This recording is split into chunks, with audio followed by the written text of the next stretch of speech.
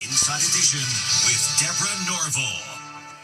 Hello, everybody, and thank you for joining us as we broadcast today from Vatican City in Rome, where earlier today cardinals met and made the decision that Pope Francis' funeral will be held on Saturday. At the moment, the late pontiff's body remains in a chapel inside his private residence, but tomorrow he will be moved here to St. Peter's Basilica, where the Pope will lie in repose in an open casket so the faithful here in Rome can pay their last respects.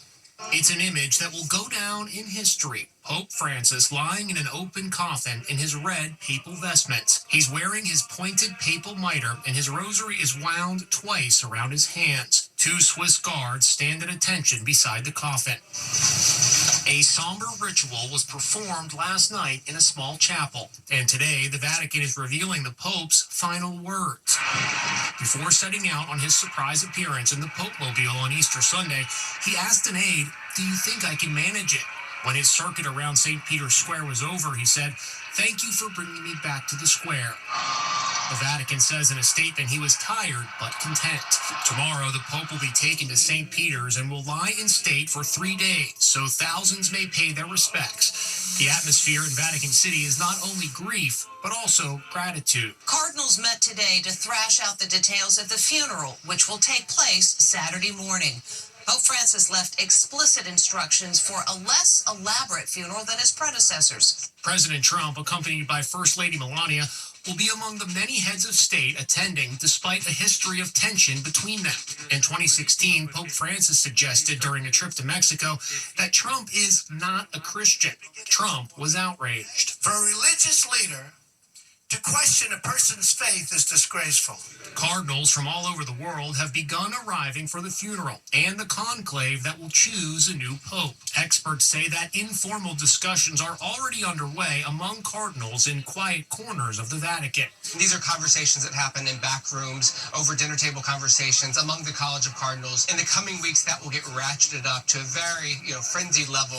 Back on the stage, Jimmy Kimmel paid his own unique tribute to the Pope, who last year held an audience with the world's leading comedians. Is there anything more Catholic than waiting until Monday to die so you don't upstage Jesus Christ? I mean, I don't think there is. It's the Pope version of a mic drop. We'll have more on the death of Pope Francis a little bit later in the broadcast, including what one family considers a miracle connected to him. Back home in the States, opening statements began today. Every minute, an estimated 500 purses are stolen in the United States. And over the weekend, the purse belonging to Homeland Security Secretary Kristi Noem was one of them. As you may have heard, her bag was snatched while she was dining at a D.C. restaurant with her family on Easter Sunday. The thief got away with $3,000 in cash and Noem's government access badge, and that has raised security concerns. Amber Cogliano spoke with one safety expert to learn how to keep this from happening to you. It can happen in an instant. A thief casually walks up and snatches a woman's handbag. This guy isn't so obvious. A woman's purse is on the floor. Now watch as he stealthily kicks it over. Seconds later, he bends down, puts his coat over the handbag, and strolls out of the restaurant. The same thing has just happened to Kristi Noem, the Secretary of Homeland Security. Was your bag stolen at dinner? Can you tell me any details about that? I don't think I can. Noem, the so-called Ice Barbie, was enjoying Easter dinner with her family, including 4 grandchildren, at the popular D.C. restaurant, the Capitol Burger, when a thief swiped her bag.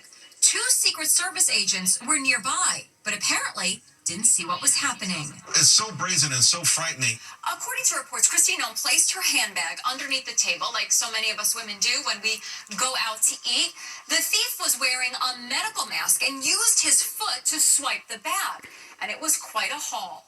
Inside, her passport, driver's license, DHS access badge, and $3,000 in cash, which she intended to use to pay for dinner and also to give to her grandkids for Easter. Security experts say there are steps you can take to keep your handbag safe. Rule number 1, never put your purse on the floor.